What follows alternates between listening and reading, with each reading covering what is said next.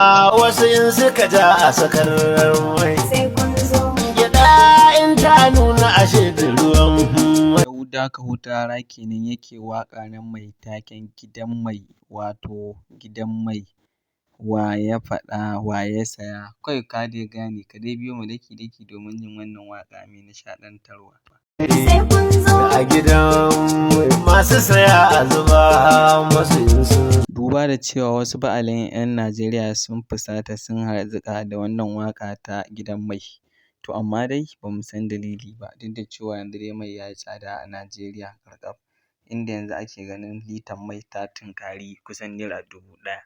To a farko kuma da lita tana 200. farin mayi wa shi kama da magin mai.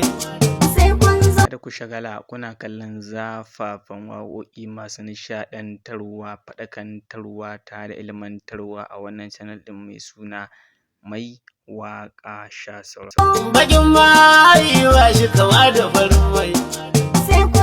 Ka shigo kai ma in ya saya ku sayar mai. Ƙasa ta yi gaban su wajen mai sai sun zo.